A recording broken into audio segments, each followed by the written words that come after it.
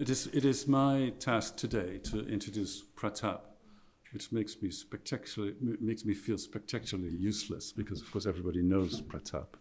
This is already the fourth time that he is coming here, so I'm going to not say very much, except to say that today is June 4th, which is you're going to talk a lot about China, I'm assuming, and of course June 4th is a very important day in China today. It is not publicly commemorated, but I know of many families who take the day off and commemorate the Tiananmen massacre quietly. So I think it illustrates how well we have planned this series of lectures, that your final lecture is going to be especially at this moment. So in some ways, June 4th for me and for many people is a very sad day. But today is also a very sad day because, of course, it's the last time you're going to be speaking to us. I think I speak for many people if I say that if only we could persuade you to stay much longer, many years, but such is not possible. I think you're making a very quick escape tomorrow morning at 6 o'clock to leave Cambridge. So if you still want to come to talk with, it's very early, at least for me. But so if you still want to have a chat with Pratab after the lectures, there's a reception in the bar, it is a bar, the Blue Boar, which is on the outside. But please, with that, welcome Pratab. And Pratab, over to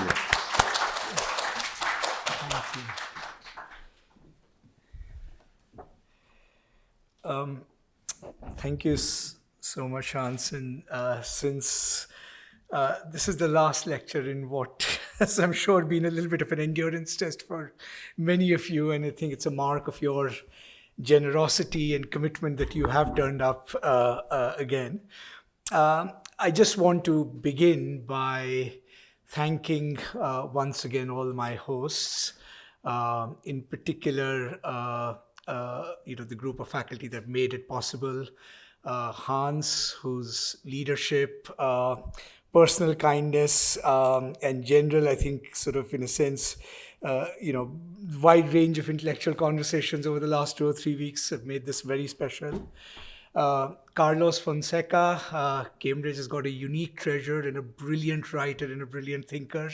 And besides having to print out some of my stuff, apart from other chores, Shruti Kapila, of course, longtime friend, and just the number of conversations again that we managed to have this time, and Chris Brown, who has been extraordinarily helpful in putting all this together, Greta Maris, who's really made each of these occasions possible, the dinners possible, and really just made Cambridge feel like home, and almost everybody else at Trinity College, who've been welcoming in so many different ways. So last couple of weeks, been looking at the ways in which two traditions, Indian and Indian Islamic, and particularly the Indian Islamic one that went global, framed the problem of modernity in terms of their own tradition. And in the face of modernity, particularly the idea that in the modern world, in part, legitimacy derives from the people and their own agency. These traditions try to recast their traditions, both as projects of retrieval, but also as possible future utopias, a glimpse of a way of being that could overcome the contradictions of modern life. But as I argued, in different ways, these projects in part collapsed under the weight of their own demandingness, as if all the contradictions they were trying to manage could be reconciled. In part, they also turned out to be projects of immense misdirection, in some cases unable to think about the historical conditions under which they could even possibly be realized. And the failure of these projects, as I argued, left a kind of enormous vacuum, a vacuum in India's case filled out by a workable but a tenuous, increasingly fragile compromise between a defensive liberal constitutionalism and a aggressive jostling nationalism. And in the case of sort of Indian Islamic political thought that went global, using Maududi and Iqbal as two paradigms, ultimately, in the final analysis, Maududi's attempts to reconcile the sovereignty of God with the collective agency of people ended up marginalizing the collective agency of the people. And Iqbal, despite promising a kind of open-ended form of self-creation, ends up with a politics that is still saddled with the burden of creating benchmarks for identity. In short, their conceptions of self-determination turn out to be more self-determined than self-determined in some ways. Right? And I didn't propose any particular way out of the aporias that these traditions landed themselves in. But the subtext was, as the old joke goes, in philosophy, there is never any progress made by actually answering a question. The progress is simply made by changing the question. And the subtext in some senses was that if these traditions needed to get out of the periods they were in, they would probably need to change the question or the way in which the meta-narratives that had framed politics in those societies had come to be structured. Today, since it's the last lecture, and the intent was, and I'm going to talk a little bit about China very recklessly, as it'll be apparent to anybody in this audience. I know very little, but I think it's sometimes kind of good to ask some naive questions in some ways, as a way of bringing things into relief. But I will also talk about it in, again, a broader and comparative perspective. And what I want to talk about, just to kind of give the through line away and then get into the detail of the argument, is actually the importance the idea of the party as a political form begins to play in 20th century political thought. I'll mainly focus on China, but there will be comparative references. In fact, I'll juxtapose the United States and China, hopefully productively, in part to actually speak to this moment. And in part, today's reflection is prompted, I'll lay my cards on the table since it's the last lecture, a little bit kind of presentist out of the kind of, slightly rigorous historical intellectual history mode.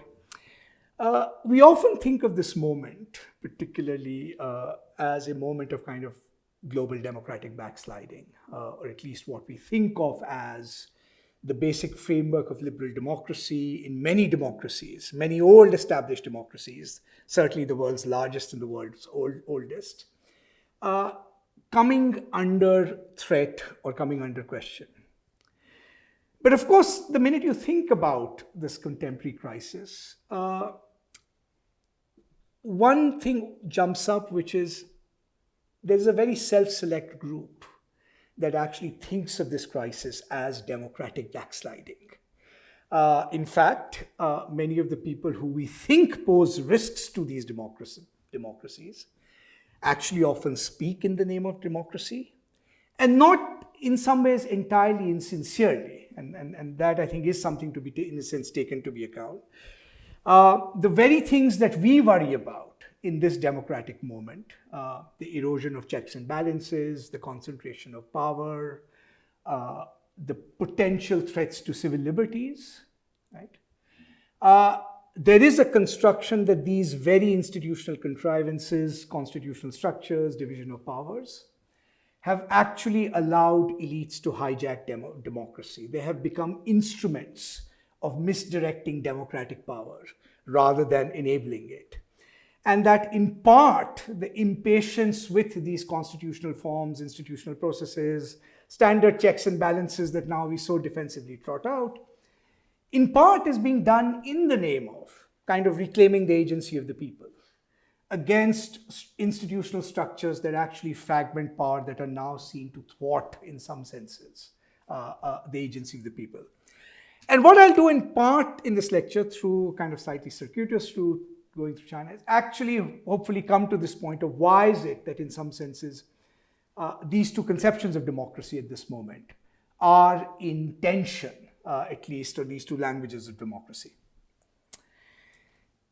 Now, many would argue that if one were to characterize modern political thought or modernity, I don't want to sort of, in a sense, date it. This is more a kind of conceptual argument than particular arguments about sort of does it begin the 18th century or the 19th century. It has to begin with the general thought that, in some senses, modern individuals think of themselves as the ground of their own being. So the only politics appropriate is a form of politics that is self-grounding, as it were, neither anchored in the recovery of higher perfectionist selves, or at least compulsorily perfectionist selves, or a historical telos. The modern self would continually strive to liberate itself, since, in a sense, it is its own purpose. It would, first of all, liberate itself from metaphysical tutelage. The special articulation of this, of course, you find in German political thought and German philosophy, where each thinker accuses the previous one of not being self-determined or self-grounded enough. Freedom essentially consists in purging the self of all vestigial metaphysics when we think about what actually determines the self. Socially, the self could be made more free to exercise agency if it were liberated from the constraints of material exploitation, and sometimes, in a very radical act of imagination, a self would be radically self-defining if it were free of any compulsory identities whatsoever, even natural necessity, any form of objective determination. And the conditions of social cooperation, if they were all freely chosen by these free selves, in some happy universe, radical self-determination and radical collective agency could be thoroughly reconciled. The most attractive, powerful, heady, in some senses, vision of this, of course, was Marxism, right? Which is basically, in a sense, this aspiration that self-grounded, self-defining subjects can freely, in some senses, reconcile their own individuality with the most robust forms of collective social cooperation. And in many ways, like so many modern projects that we have been discussing so far, this aspiration perhaps turned out to be a metaphysical conceit in its own right, even though I think internally it's actually quite coherent. After the catastrophes of particularly World War I, and then of course heightened by World War II, the disappointments of decolonization, the violence that revolution unleashed, political theory, in some ways, once again began to lower its sights, and in the 20th century version, returned to the problem of the summum malum rather than aiming at the summum bonum, lowering the stakes of politics. And of course, this is the context in which we know post-war liberalism took shape. We all know that many of the projects of 20th century political thought were formed in the aftermath of these receding utopias of different kinds, including this utopia that I've just, in a sense, outlined. But one animating impulse that drove this utopia, you might call it the central animating impulse of modernity, the constant striving for political agency, remained very powerful. One form that the striving for political agency took was nationalism, which at its base is the reclaiming of standing by different societies, but also, amongst other things, one of the things that makes it attractive is that it is the search for a political form in which collectivities could exercise agency over their own affairs. Right? It promised to people that it would make them author of their own destinies. But another rather curious political form also began to take shape in the 20th century as a distinctive conduit of political agency.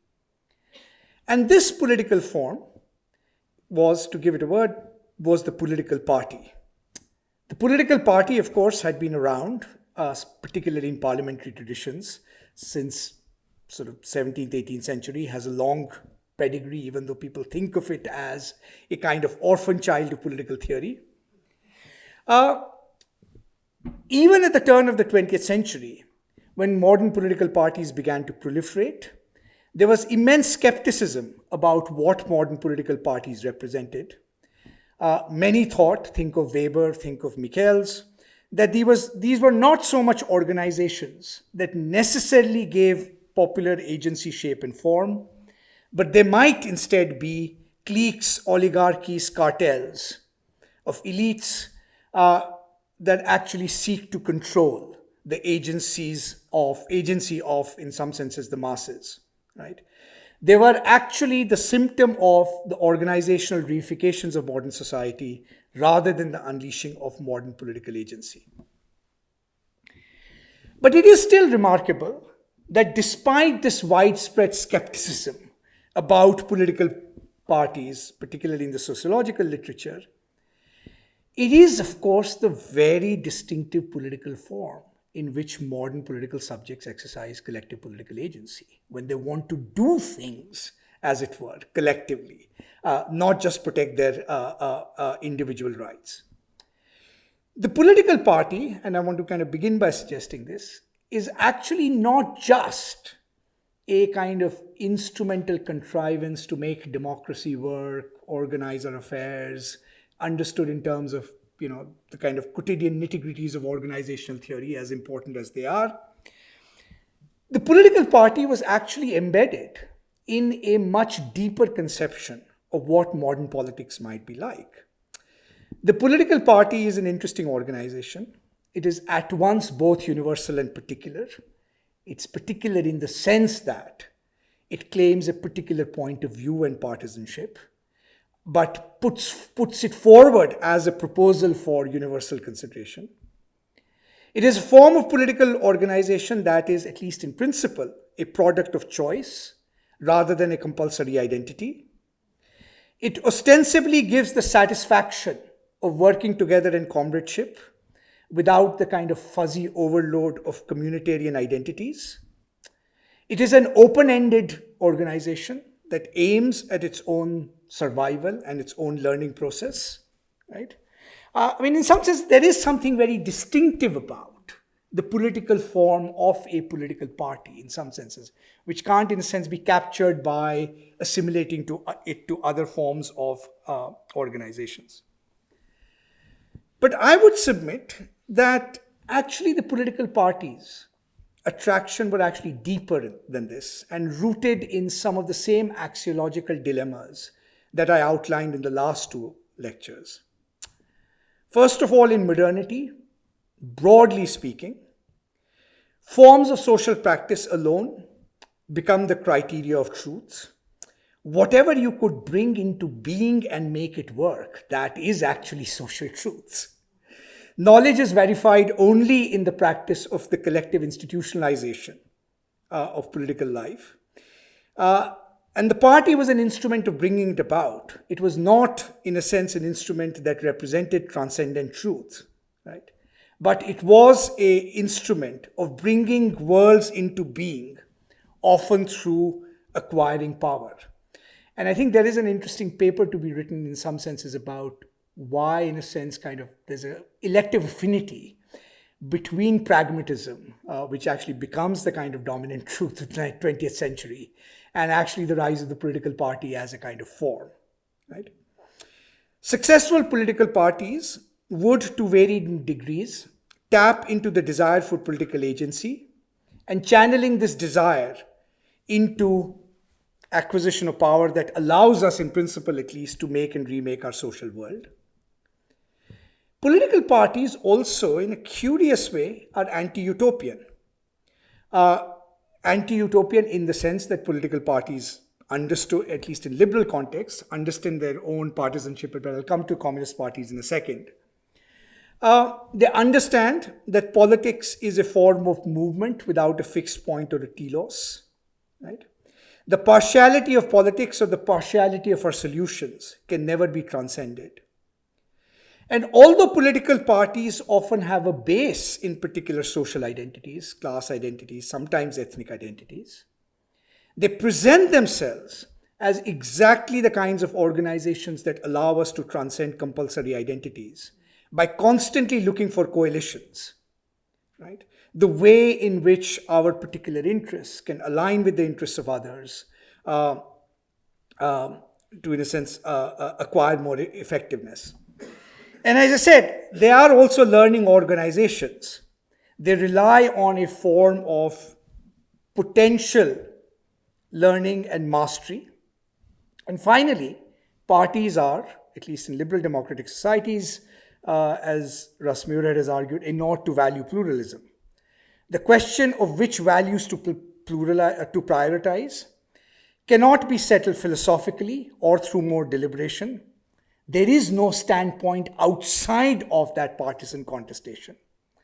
And so party politics was the perfect institutional correlate of value pluralism in some ways.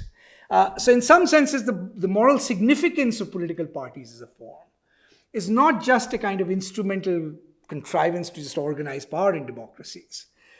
In some senses, it actually is an appropriate response to that kind of condition of fragmentation of value that we in some senses talk about. Now, of course, we know political parties come in a bewildering variety of forms. You can organize them in different ways. Their dynamics can be classified in different dimensions. One particular dimension, which I won't talk about, but obviously is worth mentioning in this context, in parties that take birth in the context of armed resistance movements, and parties like the Congress Party in India that explicitly reject certain forms of armed intervention or violence as legitimate means for any kind of political party to use. On the other hand, there are political parties for whom the structural violence of existing institutions can be displaced only by the intentional violence of armed struggle. Right? The history of possible means that political parties might deploy, as we know, has profoundly shaped the subsequent history of those parties and the subsequent history of the societies in which those parties are in some senses embedded. But what is undoubtable, right, that if you actually look at the history of the 20th century, and if you wanted to, in summary form, say what is the distinction between successful and unsuccessful societies, I suspect in part the answer will be societies that had successful parties and societies that didn't have successful parties. I mean, everything is kind of goes through the nature of party systems in some ways, the form in which the state is institutionalized, the possibilities of politics within those societies. Now you might say, okay, this is all very good, embedding political parties in a kind of modern axiology. What about communist parties in some senses? Of course, it's a familiar fact to this audience, and many in this audience have written much more eloquently about this. There was a great deal of thinking about the party as a political form in the Marxist tradition, where the party would, at least in its Leninist variants, perform a whole range of functions. It would mediate objective scientific knowledge and bring that to the masses in some senses, which is why you needed the vanguard. It was the conduit through which the spontaneous indiscipline of classes could be converted into, in a sense, disciplined class consciousness. It mediated between the present and the future, and often its organizational form, in order to achieve these aims, was, of course, centralist, secretive, conspiratorial, and often internally, in some senses, dictatorial. I mean, that was part of the design, not in some senses accidental to the nature of the party. But I think one of the things that it is worth keeping in mind, particularly when one looks at the differences between the Chinese Communist Party and the theorization of the Chinese Communist Party and at least the Soviets, is, and the China experts will probably squirm at this, but let me offer this provocation anyway, is I'm actually struck reading material from 1930s onwards, 40s onwards, is how self-consciously anti-utopian the Chinese Communist Party is right from the start. I mean, the Soviets are actually kind of, in that sense, I mean, there is like a kingdom of heaven story there. It's anti-utopian in the sense that while the Chinese Communist Party takes as its starting point the evident reality that all social structures are full of contradictions, and most of those contradictions result in structures of exploitation, right? There is actually no dialectical synthesis that liberates us from this contradiction. In fact, to read the world of that party is to actually think of politics more along Machiavellian lines. By Machiavellian, I don't mean kind of secretive, conspiratorial, or in a sense that part. It's Machiavellian only in the sense that in politics, you cannot fix one contradiction without creating another, right? Politics is in that sense permanent movement, the grappling with one damn contradiction after another. The test of the successful resolution of a contradiction is actually just its displacement into another more manageable contradiction. It's not, in some senses, synthesis. There's this line attributed to Mao, a kind of apocryphal, which is, he says, what does synthesis mean except big fish swallowing up small fish? This is not a kind of Hegelian sort of synthesis in some ways. It is actually a bracingly unillusioned view of politics. That's the one, I think, remarkable thing. And in that sense, it actually fits very much in this kind of axiology of value pluralism and contingency that, in a sense, I've been actually charting about. It, of course, spoke in its early days, it still does in some senses, the language of scientificism and scientific socialism in some ways. Kind of that hangover of scientific Marxism. But when you unpack it, the understanding of that scientism is not, in some senses, access to some objective laws of historical necessity. The understanding of that scientism is basically the most unillusioned description of your current circumstances that you can possibly give, in some senses. As there is the rendering of the objectivity of the circumstances you find yourselves. Who is the real enemy here? Who has the real power here? And in that sense, it is actually, again, very much part and very much a kind of distinctive, you might say, modern theodicy of politics. The second big distinction, and again, it fits in a sense, in this modern kind of conception of politics. This is kind of very familiar, many people have written about it, is, of course, it has a much more political view of class. In the early days of Maoism and the global attraction of Maoism, of course, the peasantry occupies an immense space in that political imaginary. Right? But in some senses, it has a much, much more constructivist view of class itself. And by 1957, in some senses, I think the conception of class becomes pretty much whoever the enemy is. Right? It is, oddly enough, less obsessed over the nature, the objective nature of class structures. Particularly when you read Chinese Communist Party debates over class structure and compare them with Indian debates over modes of production. It's not that there aren't those debates in China, but it's somehow obsessively it's less obsessed with them. In part, I think, because it has this much more sort of contingent view, in a sense of how class or class consciousness might be constituted. But third and finally, and perhaps most importantly, as a characteristic of that party compared to Soviet Communist Party, the Chinese Communist Party was, of course, also a party of national liberation. Right? This is, again, obvious very early on. It's not, in a sense, an afterthought. And Hans can correct me in some if this is wrong. But it is a party that thought of itself as a vehicle for Chinese unification and Chinese national rejuvenation. It was a party particularly tasked with the project of modern nation building, including securing all its, in some senses, unity. Because it's a party of nation building, its oppositions are often defined not by clash of values or just by clash of classes, as it were, but by between, in some senses, people who are nationals and people who are anti-nationals. And because, in some senses, it is a nationalist party, or nationalism at least is one of its central raison d'etre, it is tasked with securing all the conditions for national unity. One of the conditions, and that's what makes it a kind of distinctive kind of political party, is that almost all forms of social conflict have to be mediated from within the apparatus of the party itself. Right?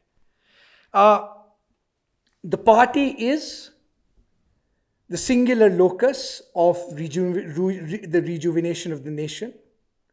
The function of the party extends into the future and extends into often rewriting the past, right? Precisely because it is, in some senses, the vehicle for that rejuvenation. And the singularity of the party, in some senses, is necessary to make it an instrument for the unification of the nation. Right? One of the things, Chinese colleagues often kind of say, just as an aside, and given the conversation in India right now, where there is extraordinary envy of the Chinese Communist Party in the BJP.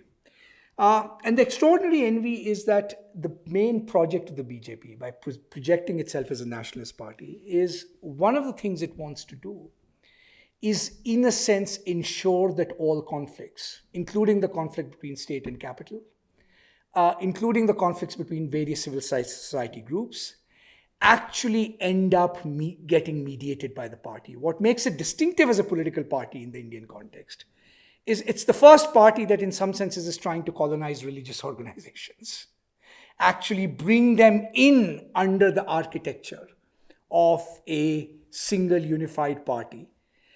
This doesn't necessarily mean that it won't allow plurality or dissent, but those have to be, in the final analysis, mediated within the structure of the party. And in part, it has come to this view, actually in a kind of reading of Chinese history. As many Indian commentators joke, 1947, 1948, I think Raja Mohan said it at Shruti's conference the other day, 1947, India is divided, 1948, China is unified, at least in the Indian imagination. And one of the differences, one of the kind of BJP's, in a sense, critiques of the Congress Party, is that it could actually not position itself as the ultimate mediator of all social conflict within the party, in some ways. Right? So in some senses, if you have a distinctive form of political party, like, in a sense, the Chinese Communist Party, right, which is this kind of curious combination, right, of, on the one hand, very firmly rooted in a kind of modern theodicy of anti-utopian politics, and on the other hand, right, the creation of this very distinctive form of collective agency through the creation of a nation. Right? You are actually more likely to get something like what we now term, in some senses, as the party state. Right? It's not a kind of contingent feature of that kind of party. It is actually essential to in some senses, to that party. Right? So the more parties think of themselves as nationalist and align themselves with the existential struggles of nationalism, the more they will, in some ways, be pushed towards party states and party structures.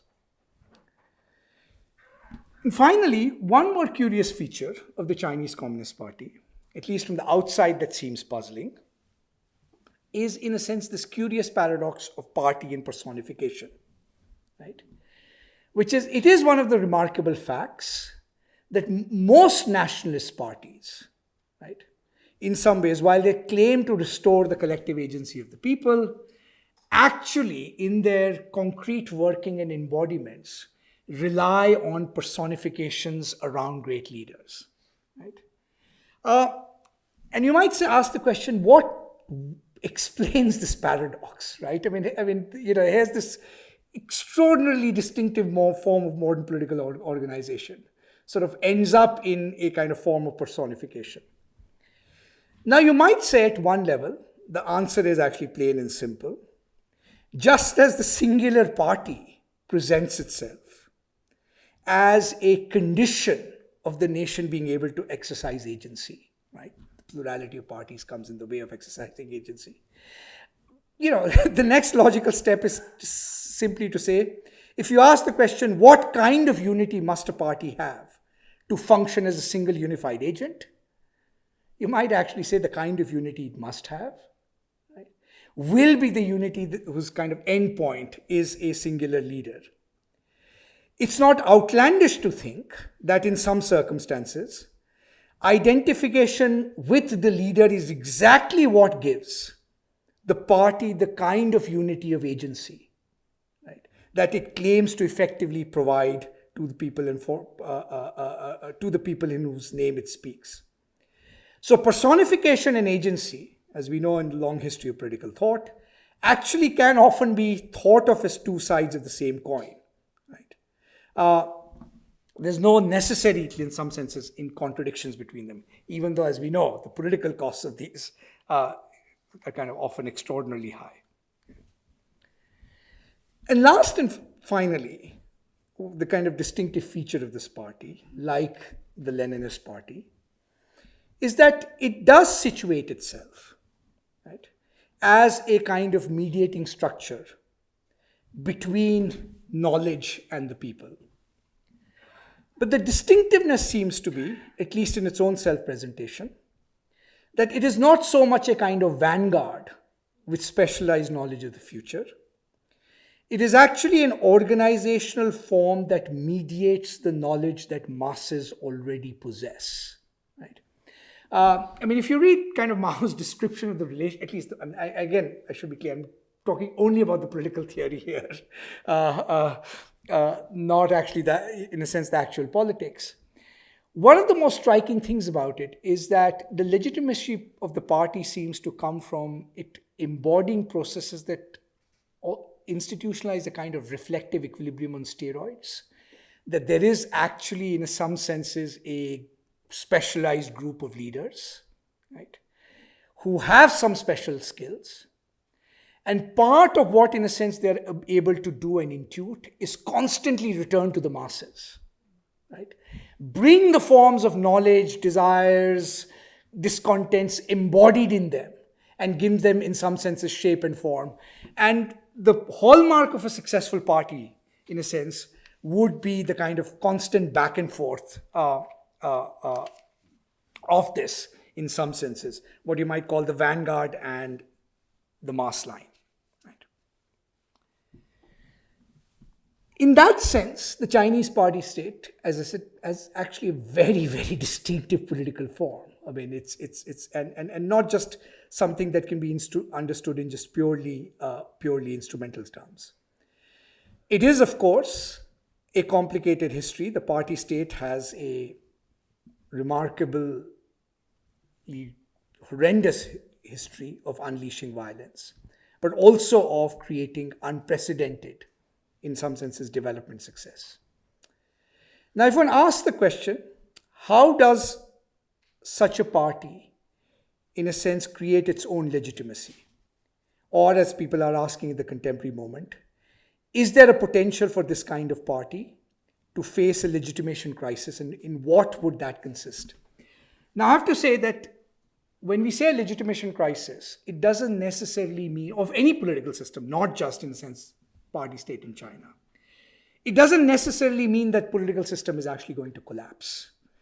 In fact, political systems can continue functioning, even with immense loss of legitimacy for considerable periods of time. In part, of course, because they have the coercive resources of the state at their disposal. And I think one of the things we have understood about political agency in the modern world is that unless the state itself implodes, the coercive instruments of the state itself, often the army in some ways, implode, it is actually very difficult to mount collective action, even against old, enduring political structures that in some senses seem from the outside to have hollowed out. So there's not, in a sense, an argument about the potential kind of collapse of the party, but how does one, in a sense, think of this legitimation? Now, one argument that has often been given is, and of course, this is a debate amongst many Chinese political theorists, that like all political parties, including political parties in the West, the crisis of legitimacy of the party state has some familiar features. It could risk factionalism.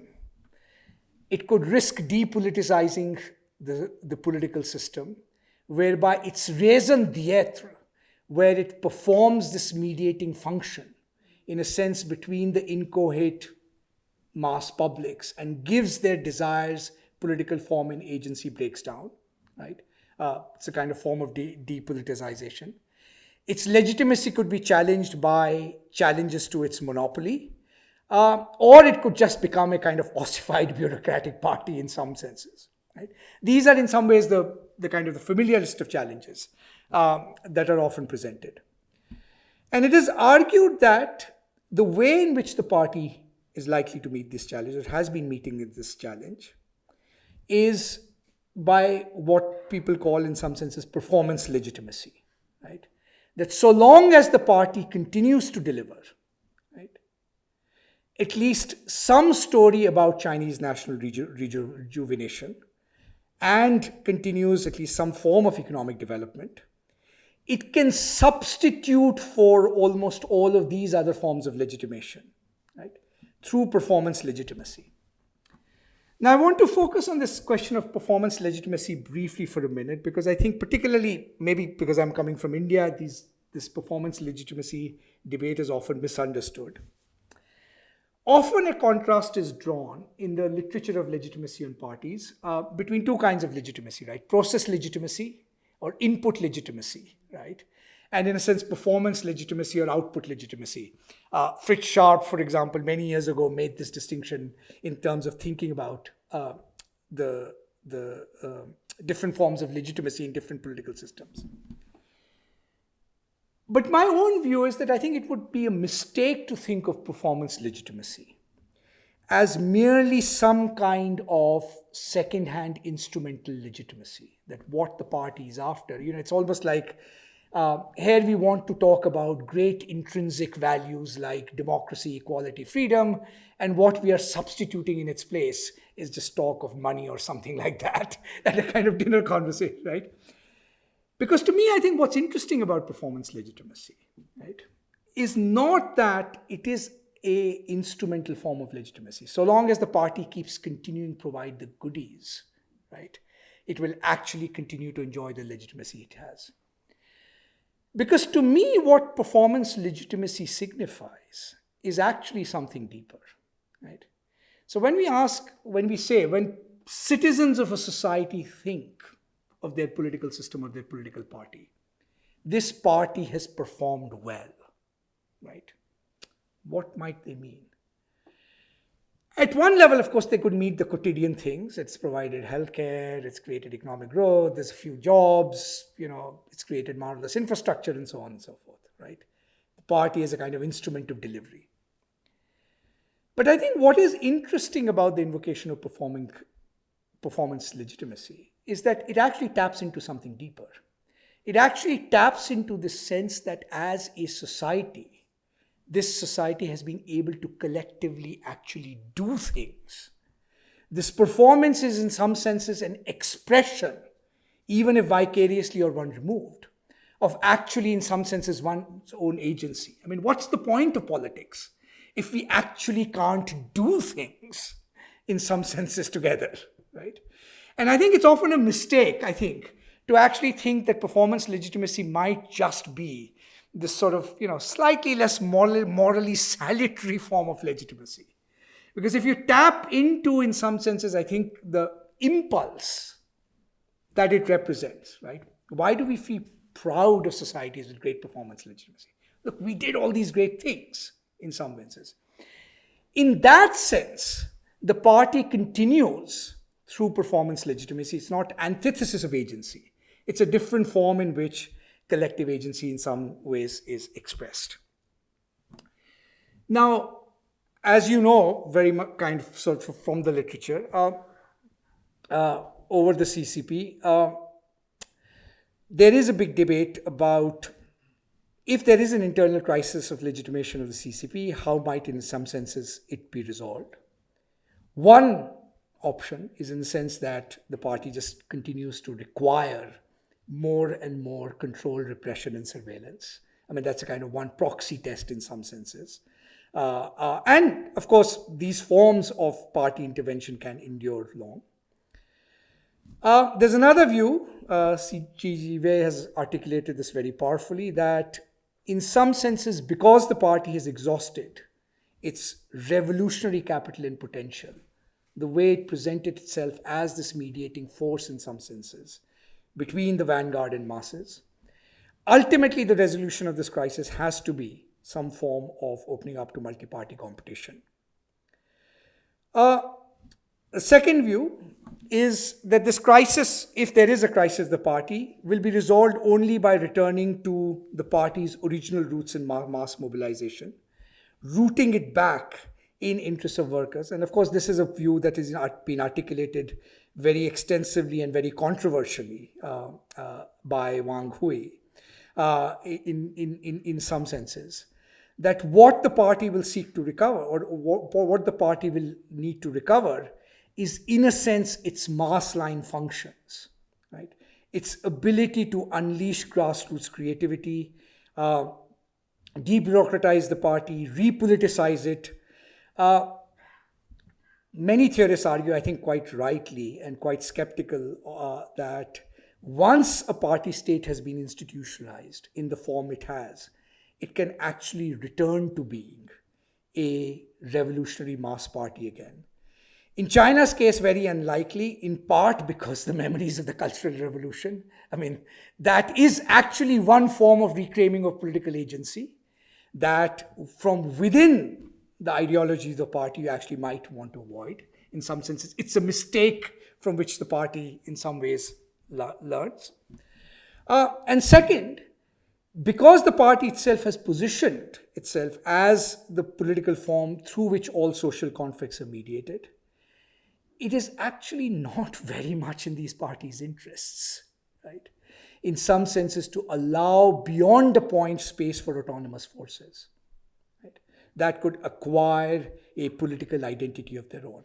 It doesn't mean that they don't want to, in some senses, understand what the people are doing. I mean, the party's epistemic functions can still be powerfully, in some senses, conducted.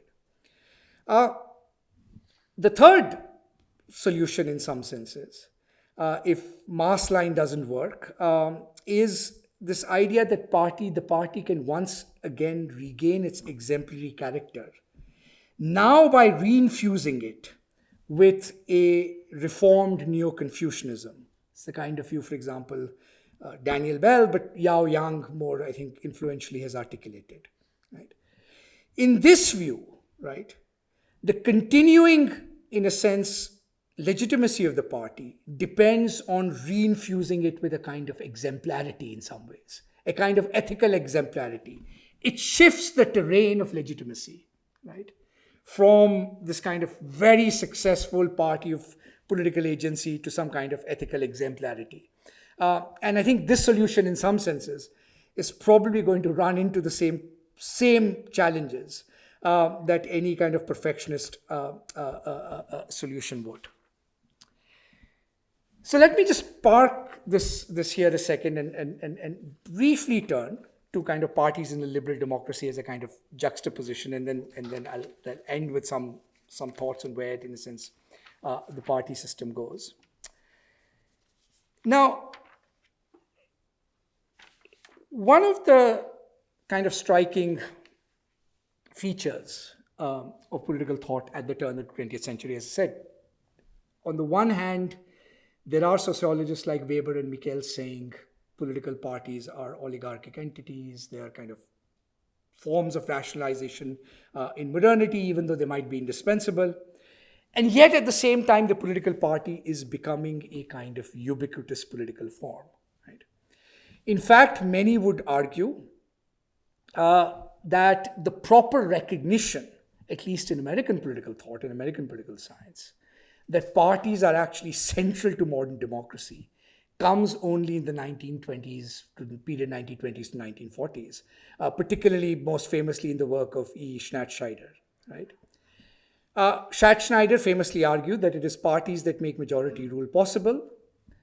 On the face of it, the claim that parties make majority rule possible seems like a particularly banal piece of observation.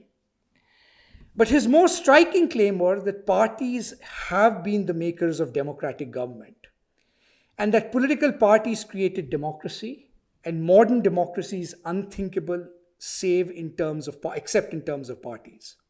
Right? It is the condition of political parties in a democracy that is the best possible evidence of the character, nature, and health of the regime in that party, not the formal system of government. Parties, Schneider famously argued, are not mere appendages to the modern form of government. They are in the center of it and play a determinative and creative role in it.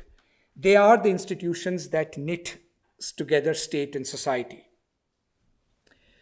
The political theory of government begins with the notion that the function of democratic government is actually very simple. It is to enact the policy preferences of the democratic majority into law and policy as effectively as possible. This was, of course, in a democracy, have to be done with due deference to the respect for the conditions that ensure that the preferences of the majority are indeed the preferences of the majority. And to this extent, the constitutive conditions of some aspects of liberalism, like freedom of association, freedom of speech, individual rights, and the constitutive conditions of democracy actually turn out to be quite overlapping and similar. I've actually never understood the plausibility of illiberal democracy if you look at it from this point of view. Right? But it will require the discipline of political parties to formulate, promote, and enact clearly defined policies that reflect the wishes of the majority. And then, in an interesting twist, Schneider argued, strong democracy will actually require concentration of power, not its fragmentation. In fact, he was a big fan of the British parliamentary system because he actually thought it concentrated power rather than dispersed it.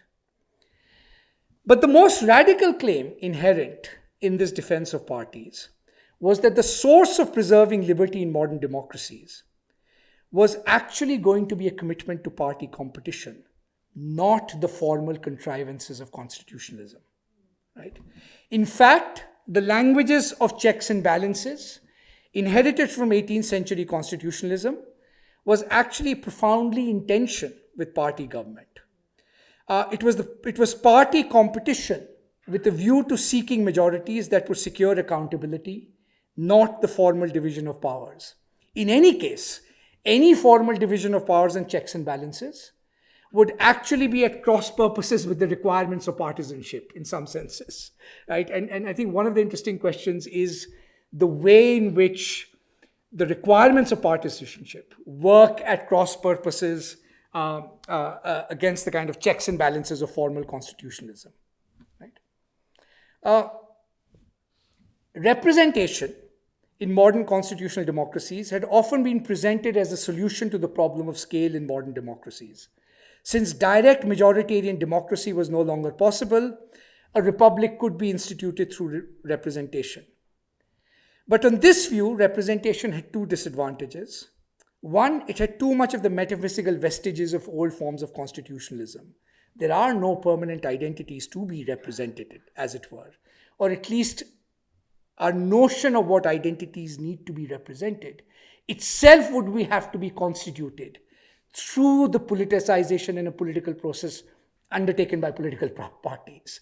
I mean, there's no, in a sense, interest to be represented outside of one that is actually constituted through the activity of politics itself, right?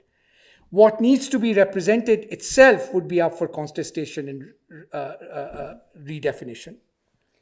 But the second problem with representation was that it does not solve the core modern problem of modern democratic politics, which is in modern democratic politics, people want to do things together. They want to build stuff. They want to create the New Deal. They want to, in some senses, expand the powers of the state for the well-being of all kinds of citizens. Which is to say, the problem of representation is not the same thing as the ability of democracy to do things in the name of the majority. Right? And as we know, this view of political parties is roughly right around the same time as Mao is theorizing the parties, right? Late 30s, early 1940s. Is that it was very much a product of the New Deal, right? And Schneider, of course, thought that his work on parties had solved the riddle heretofore of unsuccessful attempts to combine liberalism with democracy.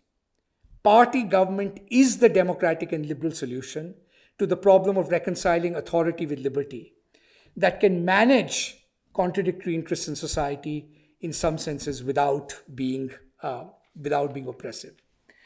And again, in one final twist to this kind of story of party, and it's kind of striking reading this at this historical moment, Schneider also left it open that just as the formation of collective agency would require the formation of effective majorities, right, parties winning majorities, that actually the effective articulation of these majorities would have to be much more through executive power than the legislature.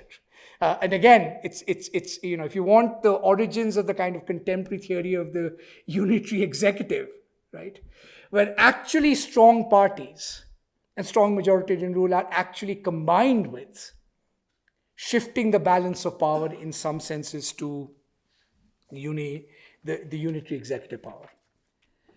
Now, I kind of mentioned this American kind of juxtaposition, at least this debate, is that one thing in a sense it becomes obvious is just how central parties become to the modern imagination of exercising collective agency. And in both cases, right, that agential aspect of the party, right, that unless you have organized parties that have the right kind of unity, in the case of liberal democracies, to cobble majorities, right, which allow them to take control of the executive power to be able to do things. Right. In the case of one-party system, you might say the conception of unity is much more pronounced, right? Unless they have the right kind of unity, modern political agency is in some senses, ineffective. Now, of course, these two party systems have a kind of mirror critique of each other, right? The Chinese critique of the Schneider kind of multi-party system, in some senses, is that actually this system is a facade. It's a facade in two ways. One, because this supposed pluralism of the party system works against the backdrop of a deep consensus in unity that has already been secured outside of the political system, right, in some ways. And again, interestingly, you can go back to Tocqueville, who talks about the contest between two great parties working only because there's a deep substratum of consensus that allows politics to actually dance lightly on the surface. In other words, right, even though it formally presents itself as a multi-party system where liberty is preserved in the, as it were, competition between parties, that's the space in which, in a sense, liberty is created and preserved. One of the conditions for its success, in some senses, is actually a deeper denial of pluralism than those parties formally disavow. And one simple test of it is that these political systems would also not tolerate political parties. If they were to really become effective, that would actually question the foundational presuppositions of their own political system. That's in a sense the kind of critique, right? And it's interesting that the critique actually comes from two opposite directions. On the one hand, this is actually more unitary than it looks, right? The other critique is that actually it's much more fragmented than it looks. That actually this multi-party competition system, in a sense, actually does not produce the right kind of political agency. Because the kinds of majorities you produce under competitive elections are not the kinds of majorities that have the kind of unity that can give the people's desire to do things collectively expression, right? And so in some senses, that's, from the one-party system standpoint, that's the kind of sense, the obvious kind of critique of this party. And of course, the criticism of the one-party state are too familiar to go into detail. But one of the kind of interesting things or reasons to juxtapose these two things together is it is worth asking this question, right? why is the contemporary crisis of legitimation actually being articulated in terms of the crisis of the party and the party systems in both of these very, very disparate contexts and very different contexts, right? Is there something in some senses about this moment kind of globally, right, that actually makes it difficult for parties of any variety, right, even ones that have the kind of unitary monopoly that the Chinese Communist Party has on the one hand, the kind of monopoly that the BJP is trying to acquire, or parties in actually pluralist democracies, to actually convince their citizens that these parties remain effective channels, right, of fulfilling that one significant aspiration of modernity, which is actually the exercise of collective agency, right? These parties might still do lots of other things in some ways. And when we call this moment, right, the age of resentment, if you think of what is at the core of the idea of resentment, the core feeling at the base of resentment is a sense of deeply thwarted agency, right? A sense of deeply thwarted agency that is probably ubiquitous under conditions of modernity, in part because, as I began this lecture, was the animating impulse of that modernity is whatever else we might do under these circumstances, under modern conditions, it must reflect, in some senses, our will, agency, and participation. Right? So here we are, in some senses, in this kind of third sort of meta-narrative, which begins in a kind of pragmatic way, where, in some senses, shorn of metaphysical vestiges, right, of perfectionism, historical teleology, at one level remarkably unblinkered, right, about the fact that politics is, in the final analysis, just a series of displacement of contradictions, if you want to use the language of the Chinese Communist Party, or in other words, in other contexts, you do not remedy one inconvenience without, in some senses, creating another, which is to say, politics ultimately, right, is a creative activity that requires generativity. There's nothing in a sense fixed about it. That this meta tradition, which actually had such immense possibilities of freedom, creativity, in some ways, I think you could say Iqbal could have given this a kind of interpretation in terms of this is a kind of modern democratic vice-regency, right? These political systems end up at a moment, right, where their own internal promise seems to be belied and betrayed. Right?